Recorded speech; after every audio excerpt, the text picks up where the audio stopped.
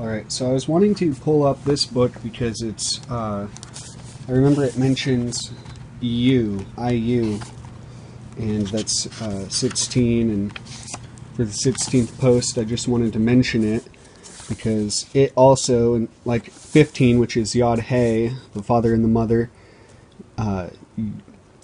Yod Vav would be the father and son, which has a sort of Egyptian patriarchal or like initiatory teaching behind it. But U or IU is also the male and female in a way. Let's see.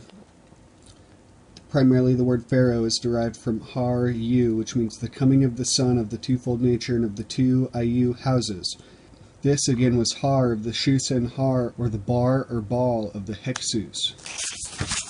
And he keeps mentioning throughout this book Yusuf, Yusus. That's the root of the word Jew. And IU, or Iusif. The Yusuf spelled out as 111. Pater, Jupiter. Anyway, when looking over this, I noticed in the very beginning he mentions the underlined reason for public interest in the tomb of King Tutankhamun. And it wasn't like it was recently, well, like a year or two ago, while writing my blog, I found 107, the number of the egg, which Frater Achad, discovered and talks about, in which Kenneth Grant further expounded. King Tut, which he's generally known as, is also 107. And 107 is the number of gold, Egypt. Crowley was told by Amalantra to go to Egypt to find the egg, and that the key would be in the egg. And obviously all this stuff kind of goes around, but anyway, he's kind of pointing out how, like, the opening of the tomb of King Tutankhamun indicates what may be termed an Egyptian revival, and that was 1922. And this book is called The Egyptian Revival. And this book is called The Gold of Tutankhamun. So it just goes to show, again, the gold, 107. And you can see that his tomb, most people don't realize, was actually, well, his coffin, or sarcophagus, was... He had one within another, within another. In this book, behind the sealed door, there's this sort of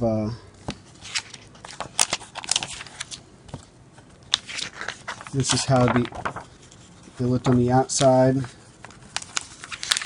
This is what the second one looked like. Underneath that was this one, the one we're more used to seeing, and then the mummy. So there's tons of books that show what was in his tomb, and the Tomb of Tutankhamun is also the main book about it. But see, I've gotten this gold Tutankhamun bust, and I look at it every day, and I just never realized how much it links with, again, what Frater Achad's talking about. Then there's even this book by Harvey Spencer Lewis of the AMORC, the Rosicrucian, one of the Rosicrucian orders, and he says that the opening and excavation of King Tut's tombs also revived an interest in black magic and magical curses. And it's funny, I was researching further about King Tut. Interestingly enough, November 26th, 1922, the same day, Howard Carter first opened the tomb of Tutankhamun for 3,000 years. There was actually a Sunday Express article about Crowley and his orgies and Isis worship, ironically.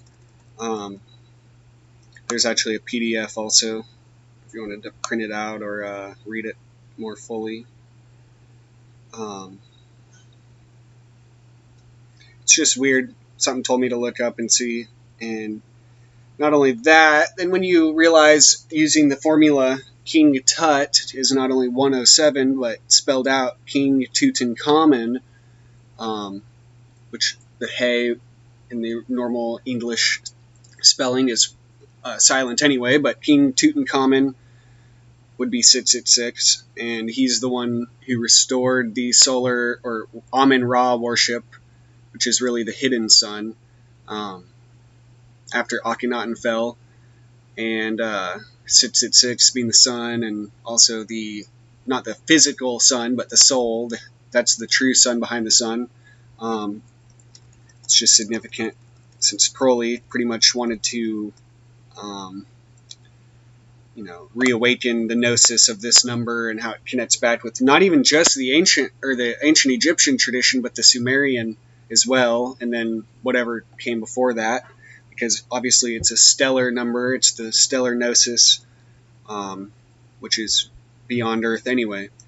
But yeah, I just wanted to mention that because I didn't even know all these little coincidences. I was just wanting to quote or something for the beginning of this post because it's number 16, and Freder Achad makes a big note about 16 and IU, and Yod Vav spelled out as 33.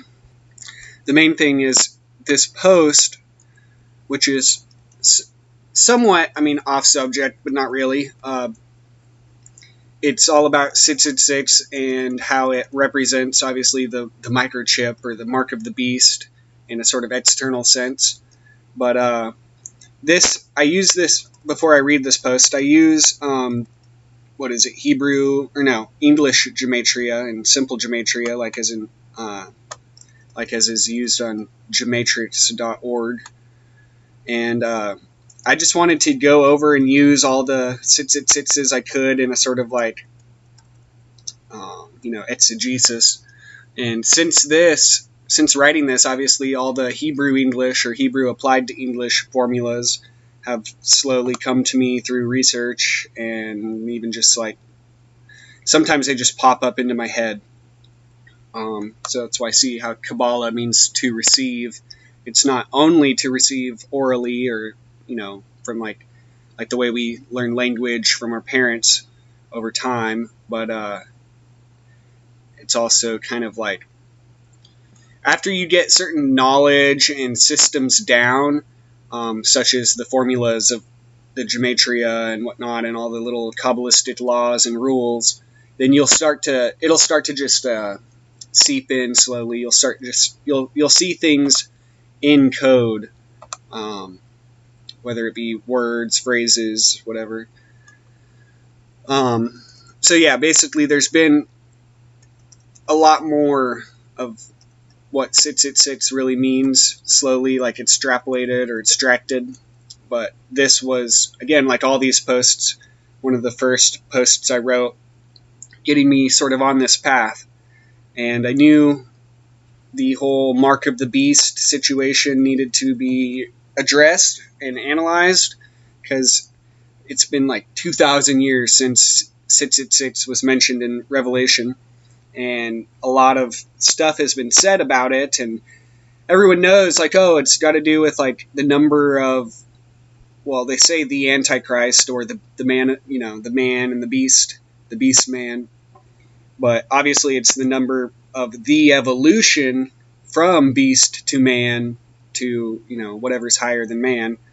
And Kenneth Grant has a point in the Ninth Arch, I forget which verse, but he says that the Golden Dawn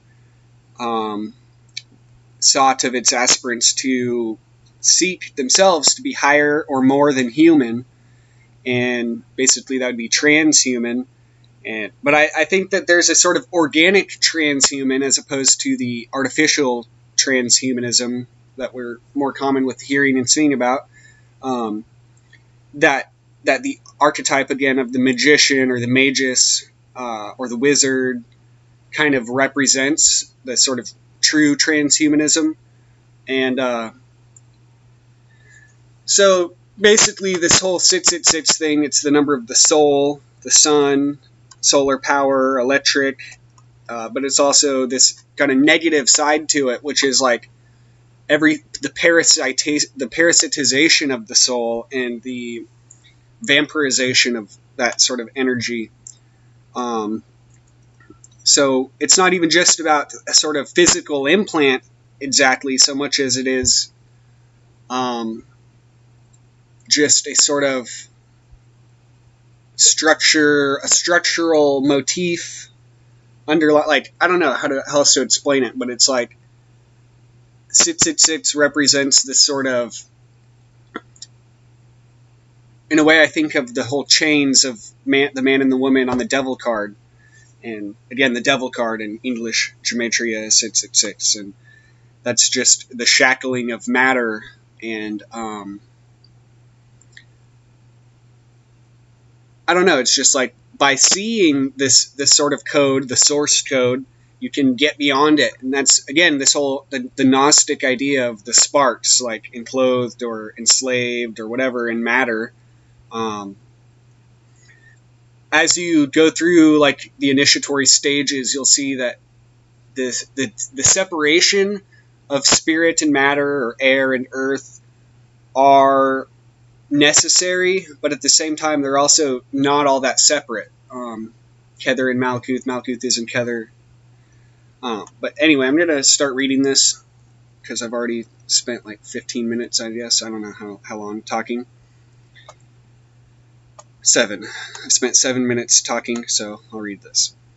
Revelation 13:16. And he causeth all, both small and great, rich and poor, free and bond, to receive a mark in their right hand or in their foreheads, and that no man might buy or sell save that he had the mark, or the name of the beast, or the number of his name.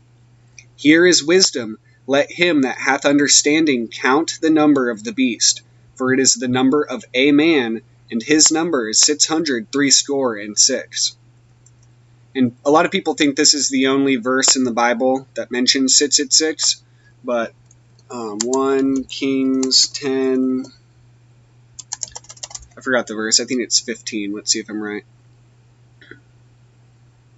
14. Well, and that's significant because remember, 14 is the number of Zahab, the Greek word for gold. The weight of the gold that Solomon received yearly was 666 talents, and again, the year, full circle. The number 666 is a number with many implications in numerology.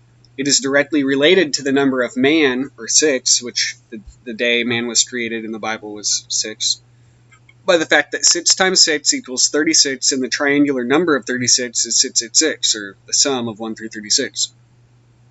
And as I've said, sum, spelled out, Samak Vav Mem final, is 666. 6 is the number of a man numerologically because in biblical theology, man was created on the 6th day. 6 is a solar number, and in the Kabbalah, the 6th Sephiros, or sphere of the Tree of Life, is Tiferet, which is attributed to the sun. The name for the spirit of the sun is Sorath, and enumerates to 666 using Hebrew gematria. The English gematria formula, which is based on the number 6, i.e. A being 6, B would be 12, C 18, all the way up to Z 156, is a very useful formula for deciphering the occult meaning of the number 666. And like later I found that apply Hebrew to English is 666. So that also like specifically tells you all words and numbers in simple gematria, which would be A1, B2, so it's pretty simple, are all just multiplied by 6. Nearly all of the words or phrases that equal 666 in English gematria are centered around the above-quoted verses of Revelation, and after enough research, it becomes clear that gematria is indeed a consistent resource to use as a tool to uncover the occult connections in the real language of the universe, numbers. While there may be different languages and many formulas for each thereof, gematria can be used to show a definite connection and, in some cases, divine intervention in not only religious texts, but everyday words and phrases. This text is intended to show just that.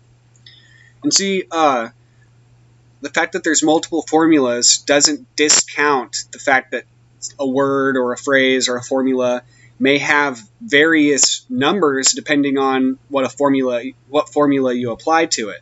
And that doesn't mean that, say, the word cat, C-A-T, wouldn't be C, which is 3, A, which is 1, T, which is 20. So that'd be 24.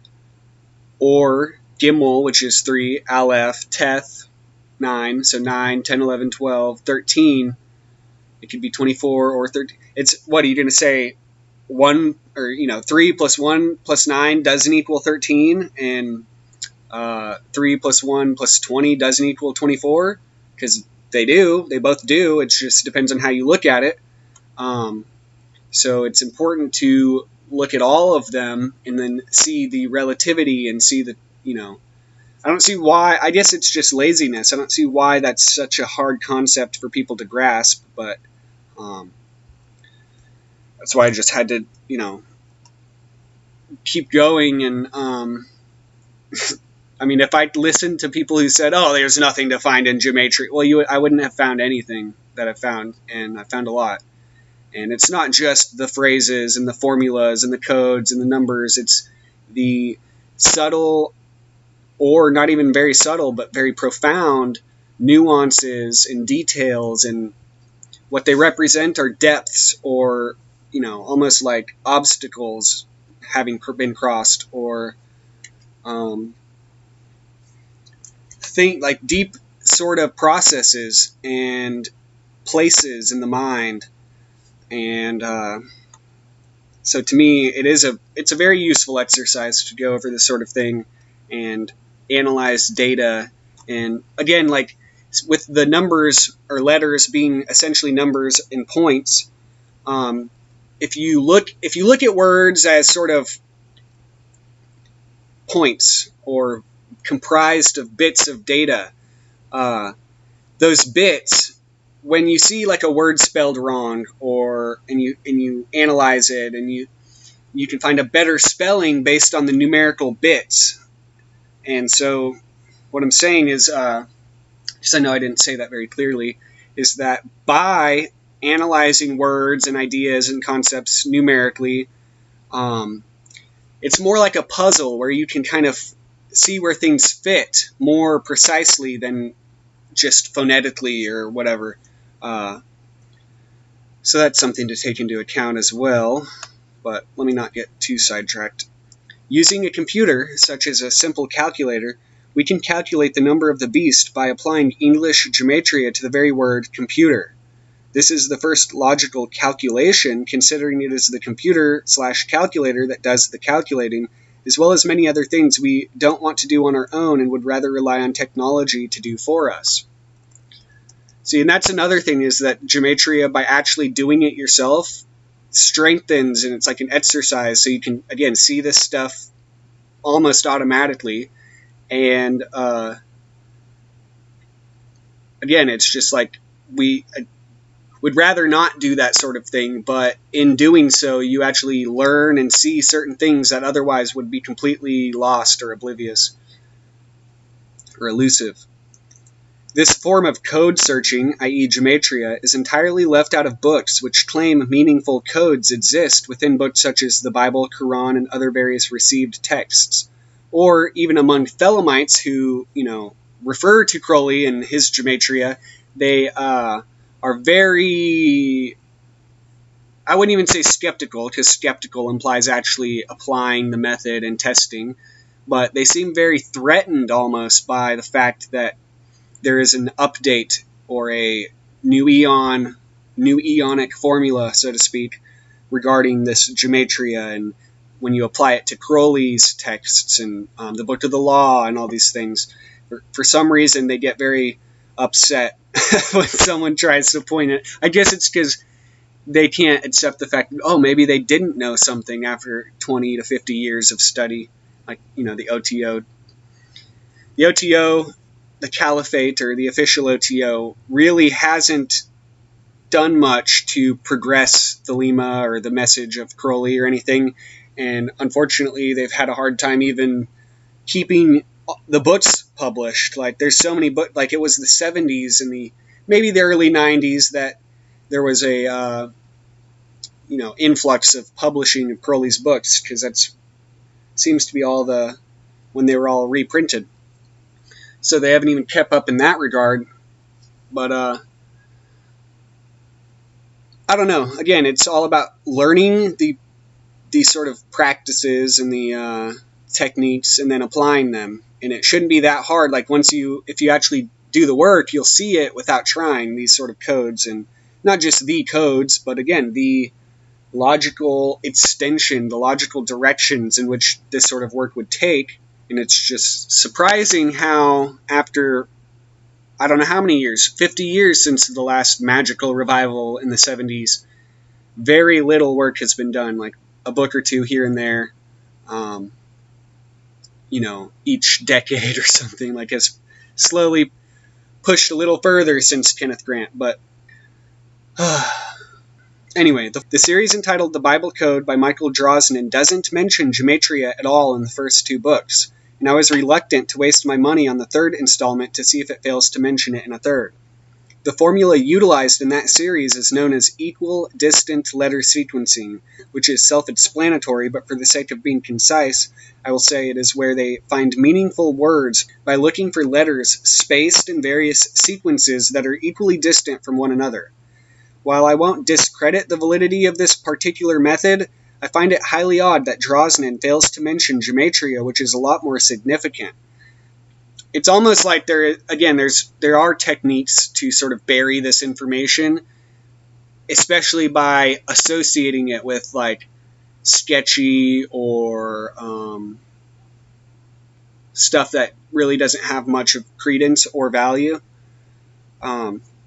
So most people, when they hear of gematria or numerology of this sort, they think of the Bible Code, which, again, is just not even very relevant. It's like they say, you can find all the same stuff in a Moby Dick book if you look hard enough. Well, and that's what they say about gematria. Oh, you can make any word equal whatever you want. Well, not really. Not when you're using 1 or 2 or 3 formulas and seeing what they equal according to them, and then finding the relationships between them. It's not like A plus B, or 1 plus 2 plus 3 doesn't equal 6.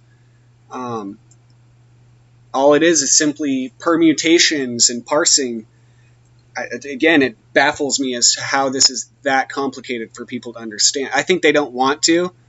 And again, like, another point about this whole blog post, well, actually this whole blog in general, but this blog especially, is how this sort of fear of 666 and Satan, and especially among the Christians, so-called, how reactive they are to this sort of thing, and easily manipulable, and how much they freak out over this sort of thing, rather than look at it clearly. It's almost like I felt the need to sort of go in that sort of dark direction, is the only way I can describe it, as a way, like, because no one else would fucking go there. Like, no one else, it seems like, is really wanting to get to the bottom of this.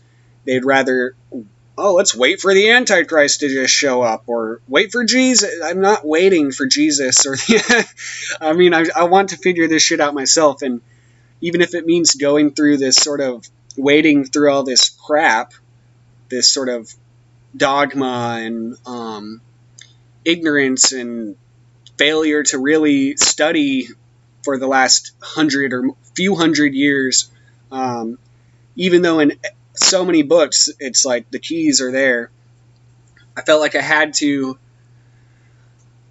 go there in a way, like go here, cover, I had to go through all this sort of crap of what 666 means to other people to find what it means to me. And so, I mean, I would say, yeah, like, these codes are pretty telling. They're pretty, obvious or self-explanatory. But at the same time, 666 being the number of the soul and the magnetic energy center, It has a sort of it has a solar quality to it, and like I've said, it also has a Saturnian or a dark quality to it. And both of those ends or aspects or polarities need to be addressed and explored among or within oneself to really get or grasp or grok those, what they represent, those two polarities. Because again, it is the beast and the man nature, the God and beast nature, the lower and higher self. The context in which the number of the beast comes from in the Bible associates it with monetary concepts. So let's focus on this a bit. There is more talk now than ever of making it mandatory for every person to be assigned an e-identity or electronic identity, to buy, sell, or trade, and otherwise comply in the increasingly corrupt governmental healthcare and immigration policies. This method of getting people to comply for fear of not having money to eat or afford healthcare will get many, if not most people, to willingly receive a mark and accept Satan's seal. See, like, Satan's seal is 666, and no doubt this is going to infuriate and piss off and possibly even frighten certain people. But again, like Satan, the idea of Satan, or who was it? Eliphas Levi says that you create a devil by affirming a devil. And it's Christians who satanize everything, like more so than even Satanists, so-called. Everything is Satan. You got these people on YouTube finding every little number and nook and cranny to be Satan. So just take that into mind and account also, that you are creating, like, it's almost like some people want this all to be the case. Just like I think some Christians want the apocalypse to come in the form, whatever form, just, you know, this is all a satanic plan, and the engineered collapse of the community and family, and thus sovereignty of the individual, will be usurped and replaced with a satanic mark containing all of the person's information, such as BC or birth certificate identity, which will be based on a single database logging, which will be based under a single database logging all implant data, such as geolocation, what is ingested, and probably even thoughts and temperaments, but especially the things purchased via the barcodes that will be associated with the person's buying habits via a chip scanner, which will scan the hand or head, whichever contains the RFID or radio frequency device. See, and now, well, it's not even now, but a while ago, people were saying, "Oh, well, why do you even need a microchip when you have your cell phone? Your cell phone does pretty much just as much." Well, your cell phone isn't a good GPS tracker for when you're on the run, first of all, and it's not wetware, or it's not biologically intertwined, and that's really what soon, with converging technologies for improving human performance, go read that text. Eventually, I think they really do want cyborg humans, and all others will be considered inferior. It's just funny how predictable it is, and how people will blindly go into this sort of thing with, like, knowing the codes. They'll just be like, oh well, nothing I can do about it. I can't do anything about it. It's called apathy, and in that case, another point is, if people want this, or if they're gonna create this, whatever it is, the mark of the beast system, the bullshit that we all see, it's hard to say, well, maybe it's hard to not say, well, maybe people deserve it, or because if otherwise they won't learn. Like, I could sit here and try to tell people this, but until they won't learn. Like, you have to learn from your mistakes, and I mean, I don't know. It's, again, if this is what it takes, then I don't know what the goal would be, other than for control. It has been known for many years that the number 666 is secreted in hidden barcodes. The word occult means hidden, thus occult RFID, which have paved the way for the actual genetic barcode that many people will accept merely on the basis of their government-paid healthcare. Universal healthcare. The fact that big pharmacies are in on this is undeniable when you simply Google the fact that the FDA approves the sale of ingestible pills containing RFID microchips. Note even that Monsanto, who I think recently changed their name, but their name is 666, one of the top GMO corporations also equals 666.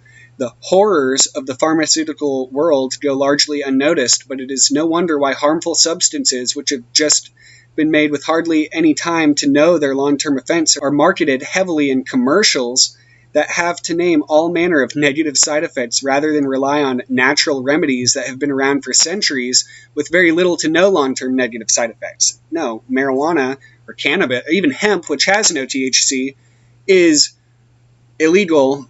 Why? Because keeping it illegal, again, creates the cyclical profit of all sorts of things. So with law enforcement and courts, and it's just a big cycle.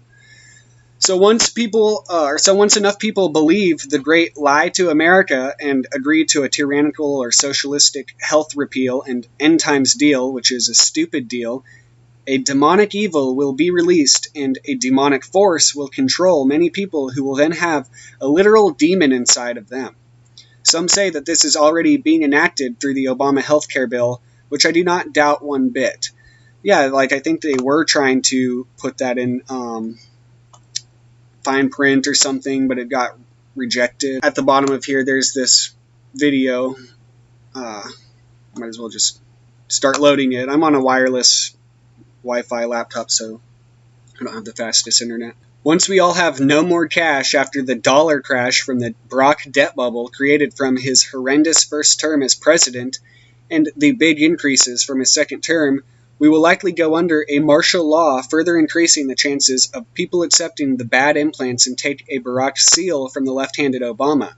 I could go on and on about the Obama codes, but I will just say if you were smart, you would not take Obama's order, even if he is a president, because the fierce Obama and the BH or Barack Hussein Obama chip are not the seeds of change. They are the seeds of global genocide, and he is likely to be the son of sin, a man of sins, and an iconoclast. And luckily, we, escaped a bullet with all of this, and with Hillary Clinton especially. So, but yeah, I was kind of paranoid about Obama and all this shit, because it was just, holy fuck, I've never seen anything, no one's ever seen anything, no one ever saw what was happening under the Obama administration, and to not be kind of alarmed would be foolish. But now those same people who didn't care and were like, oh, yay, it's all wonderful, are freaking out and acting like it's the end of the world with Donald Trump now. So, again, it's not about the president. The president is like the mascot. It's really about the principles, first of all, and the principles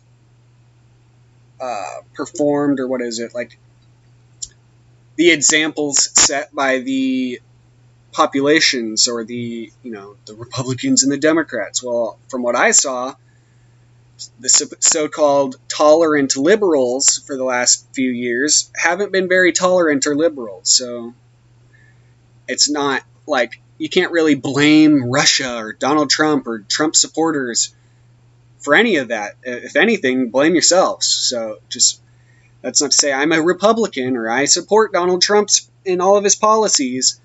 But I certainly don't support Hillary Clinton or her supporters or their policies. So anyway, sidetracked. The above statements are not too far out when you consider things from a biblical and historical perspective. Though the nature of the things we are dealing with are naturally deceptive, and this could very well be a diversion from the real Deathbringer, but I only included it so that all possibilities are considered. There is no doubt that there is a lot of consistency in the above and other unmentioned coincidences. Even if it ends up being true, If you are to truly be a child of God, take no actions in regards to the above except in the form of self-defense.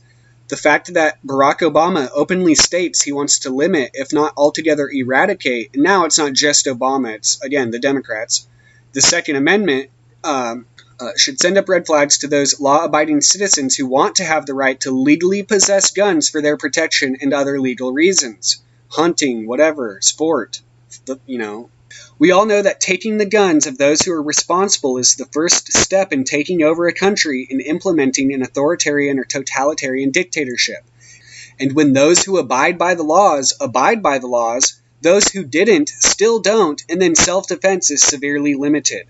In that respect, it is important to be aware, informed, and active in protecting our freedoms because freedom is never free.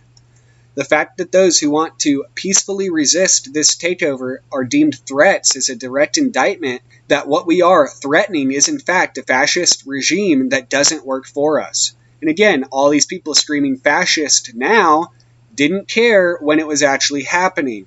And luckily, we still had an inkling or a modicum of democracy to ensure that it didn't continue.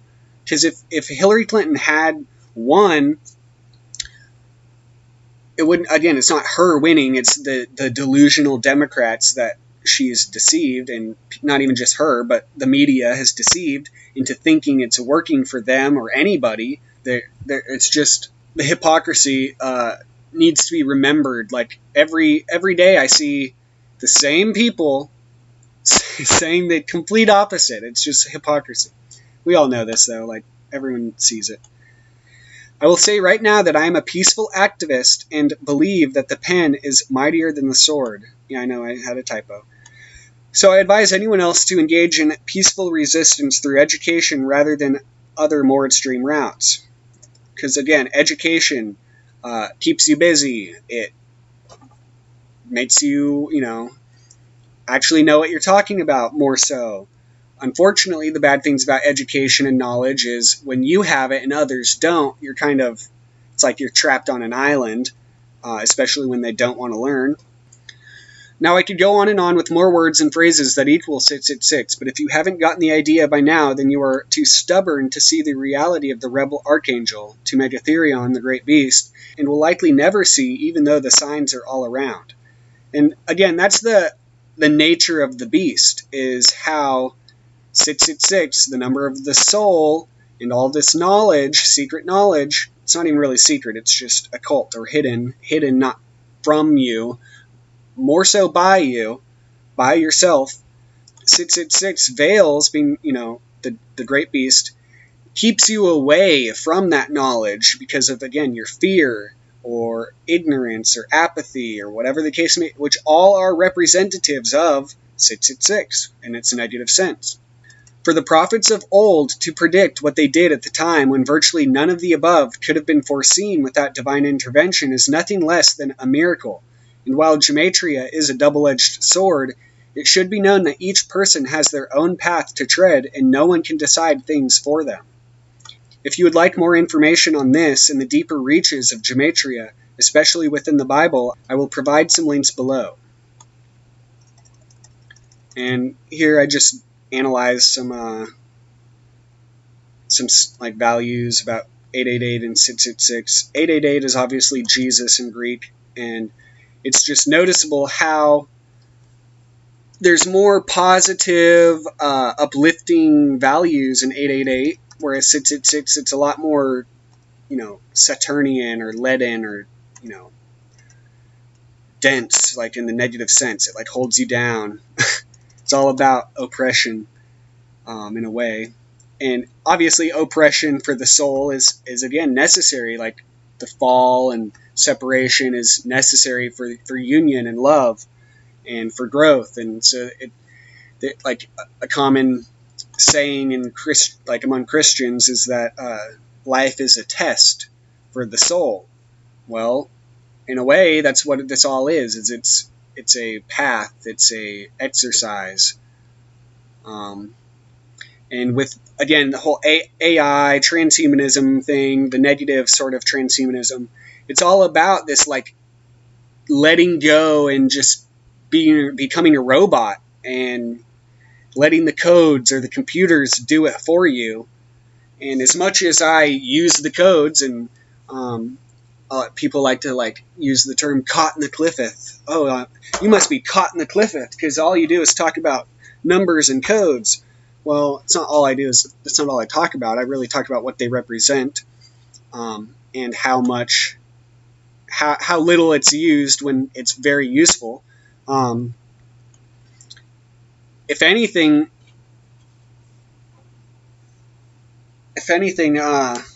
people who don't know these codes and the sort of cheats, in a way they are cheats or cheat codes or backdoors, people who don't know these things are more subject to being caught up in them, or not finding a way out, or because that's the thing, a lot of this is very dynamic, and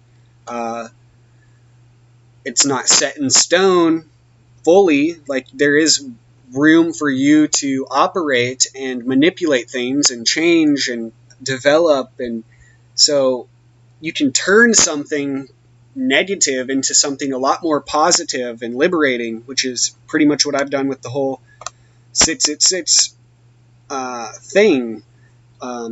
This whole blog I've looked at this sort of negative aspect of control and inverted it and found, holy shit, it's actually the number of the soul within. And by analyzing and understanding the source code of the soul within, you can manifest the fractal of manifestation without, or alter, or manipulate, which is, again, pretty much the meaning of magic. Every act is a magical act. So let's see what they're saying here. No one cares, though. Just more now of our special coverage here tonight, life in the U.S. in 10 years' time. By that time, there may be all kinds of new ways to safeguard and identify all those things that make each of us unique. Our faces, even wonderful ways for you to not have to type your password or use a key for your door because you're too lazy. Fingerprints, even our eyes. Here now with more on the future of technology. Yeah, NBC's with telemetry, biotelemetry and whatnot. You really don't need an implant or anything. All they'd have to do is have systems in place to read your body language, your eye movements, your heartbeat, blah blah blah. And with smart houses and smart technology increasingly forthcoming, that will be the case. And Tracy Twyman, who I wanted to mention a while back because her book Baphomet is really good, she recently had a video about the internet having been hacked or compromised. And I watched that whole thing, and she mentions I think all these people, or not all, but some people and data and stuff is being falsely overlaid. So she's getting a false construct of what's actually out on the internet. And I think it's funny because she's saying entire people and YouTube channels can be just created, simulated out of nowhere. And for some reason, I was I hope she's not referring to me. I hope she didn't watch my blog or my videos and think, who the hell is this and where did they come from? I know that's sort of a paranoid way. I know that's sort of paranoid to think, but I really did. She was like, oh, people could be, someone could be there analyzing something and even have these outdoor environments to make it look like they're real. And if that is the case, and she's referring to me, which is highly unlikely. But then again, I was thinking about her recently, like I said, and then she made a video talking about this sort of thing. I wonder how much minds really connect, and that's another aspect of all this. My work is the fact that with synchronicity and coincidence, there are patterns in time, And it happens, like, for example, I'll get I've noticed this ever since I started the blog. I'll get messages in waves, and it's not like right after I it's not right after I publish a post or a video. It's almost like when I haven't, more so. But they'll come in waves. Like, I'll get 2 or 3 messages in the same day or within the same period of 1 or 2 days, and then I won't get any. Then I'll get a bunch, and it's the same almost with police. Like, for some reason, when I get pulled over driving, I'll get pulled over like multiple times in a week, and then I won't have any interaction with police, and then it'll happen again in a cluster. And I don't know how I for whatever reason, I want to link those two in my mind because they've just been coming up. But it's also like when you think of someone and then they call you on the phone, or you think of a song and then it plays on the radio, when otherwise you haven't talked to that person in a year or more, or you haven't heard or thought of that song on the that comes on the radio in a year or more. Or with me, with books, I'll be reading a book and a book will be mentioned. The next day I go to the bookstore. The book mentioned is there. I go to the bookstore pretty often, and I know what is pretty much new. And that's happened numerous times. Like, it's like data and synchronicity clearly are related. It's all about, like, the webs and the patterns and the frequency. And I know that's a very metaphysical sort of thought, but it happens to me too much. And I know it happens to other people who aren't even into this sort of thing. And some people say, oh, well, it's because you're looking for it. Well, in my case, these sort of things happen without me looking for it. Like, they almost come to me, and to the point where they manifest or pop up so much that that's how I notice it. It's not like I'm looking for it. So, I don't know. What I was going to say, though, is that I think a lot of people are on the same sort of frequency of the mind, and that's why subjects come up. Even some people may be aware of the fact inventions have been created at the same time by different people, different places, but pretty much coming up at the same time, or discoveries. So that it just, to me, I want to get into all that, what I just mentioned in over time.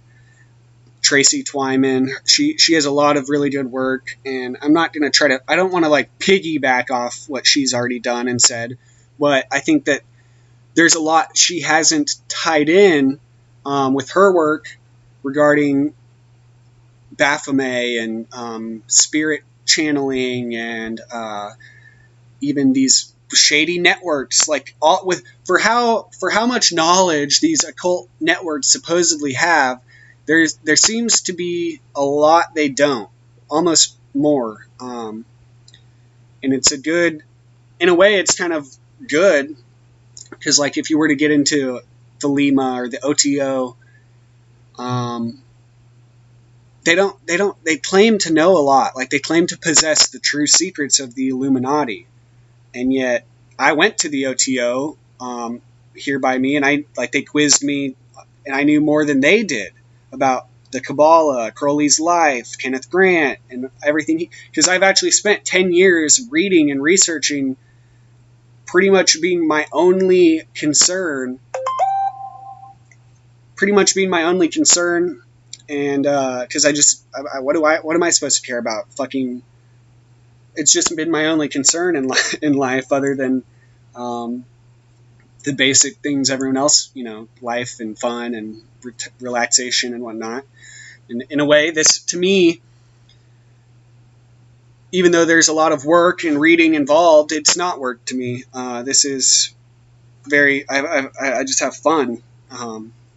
This post in particular took me a while to get to, because I've had to do a lot of work on the side. Like, I'm working a job while also helping people on the weekends develop something like an RV park.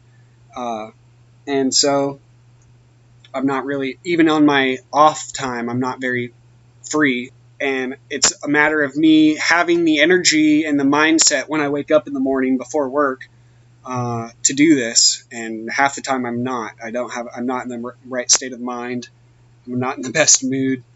And it's just a lot to go over, a lot to think about.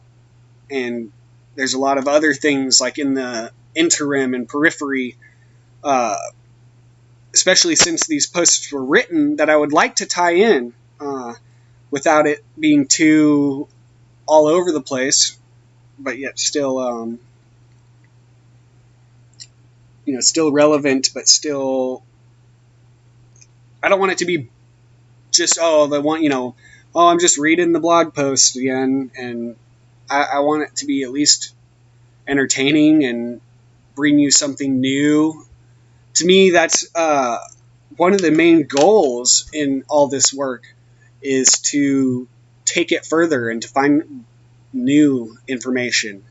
They say there's nothing new under the sun, and so it's really about getting beyond that sort of, it's all about, they say there's nothing new under the sun, and again, 666, the numbers, it's all about really what's beyond the numbers, what can't be quantifiable, what isn't quantifiable. And coming from me, who, obviously focuses a lot on numbers, I see more so, that's why technically, again, veiled in number, you have interstices with a shin. Interstices would obviously be the spaces in between, and yet they still manifest as, this numerological pattern.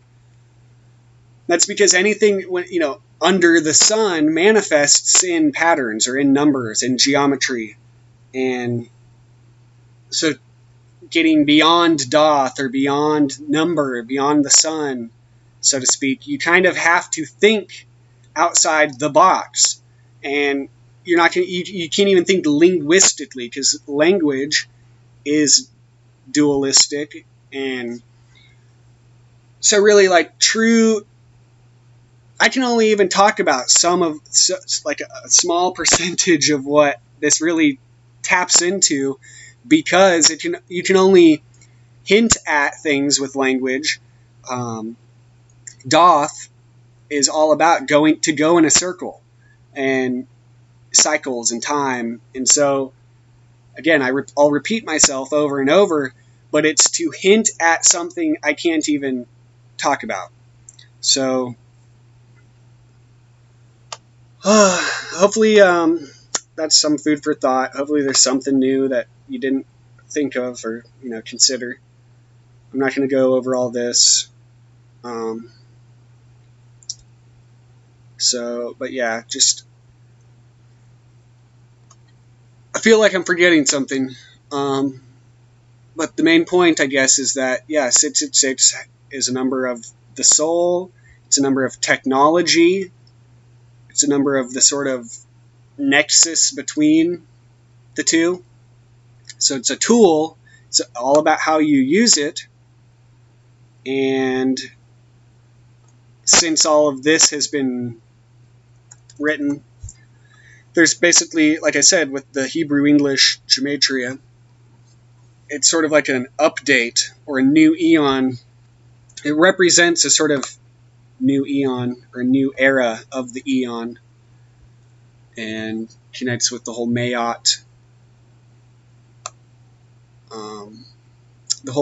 mythos. And people get upset. Like one of the debates I had with the people at the OTO was whether or not to take, just the whole value of the idea of the Eon of Mayat and how Kenneth Grant puts it or frames it isn't necessarily that it's even subject to time as we know it. The Eon of Mayat can be entered by simply understanding the sort of the formula of it, which is, it is the fourth dimension. If you think of the Eon of Mayat as the fourth dimension,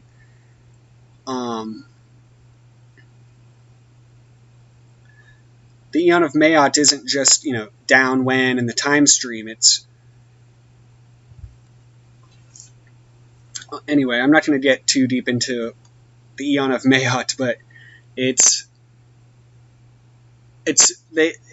Kenneth Grant has said the Eon of Maat runs concurrently with the Eon of Horus, but that it's also timeless. And if you realize that it's the Hay final and the fourth dimension, essentially, it becomes a lot more understandable, surprisingly. Because for me, it was very complex, the whole father, mother, son, daughter tetragrammaton thing, and how that actually applies to time. But just read Outside the Circles of Time in the meantime, and but Outside the Circles of Time kind of helps understand that whole thing. And Lamb, being the link between Horus and Maat, again represents all this sort of knowledge that I think needs to be grasped and put out or published in order for the knowledge of Maat to fully. Frederick Chod called it the greater and lesser cycles of the Eon of Maat, and to me, Kenneth Grant says Lamb's the link between the eons of Horus and Maat. And if you think about the egg as the symbol of that link, the egg and lamb being pretty much synonymous, basically the whole egg of Mu, the egg of Mu or Ma'ayan, represents a sort of eonic passing on of this knowledge and this whole tradition, really, and it's updating or recalibration under a new sort of formula. And I know that's a lot to kind of absorb, especially from someone like me, but that's pretty much the gist of what this whole blog is about, is me trying to take further what I saw as a sort of stagnant situation, and whereas for me, it's stagnant externally from what I see, but yet for me it was very powerful and alive and flowing, and just shit was coming at me without even trying, and knowledge was coming to me, and I felt like I had to relay it, even if there'd be some like detrimental side effects and people would get upset because this stuff sort of pisses off Christians, it pisses off atheists, it pisses off Thelemites, pretty much everybody you could imagine. And so I'm not doing it though to upset them and to sort of put it in there. I'm not trying to shove it in anyone's face. I'm just trying to say, come on, there's a lot of work to do. Let's get a move on. Let's get on with it. And that's part of the reason I'm making these videos, and the videos I've made thus far, is to show people it's not that hard. If I can do it, you can do it. And again, it's just to give a little motivation. Because when I see other videos and other books or whatever the case may be, media, it's inspiring generally for the most part. Even if it's lacking, then it inspires me to fill in the gaps. And so yeah, just motivation.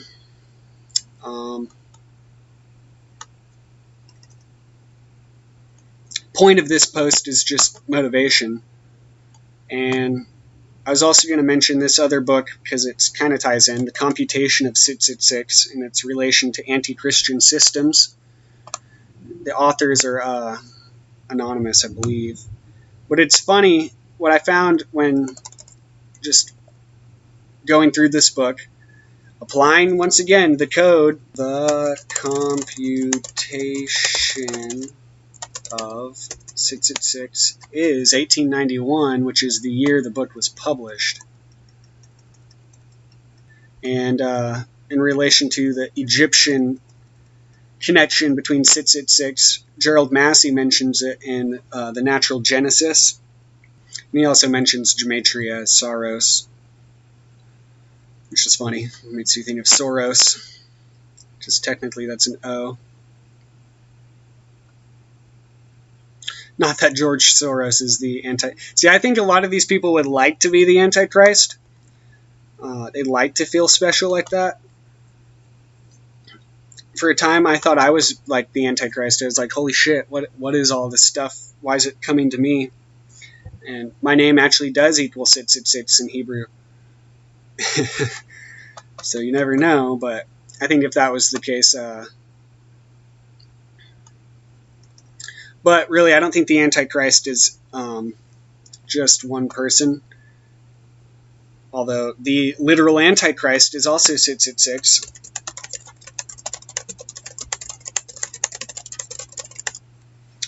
And the Typhonian Antichrist. But I wouldn't consider myself an Antichrist at all, because I think Jesus had one of the better messages out there. And 666 really is the number of the Christ force, or the Kundalini, and gold, Chrysos, the spirit of gold. And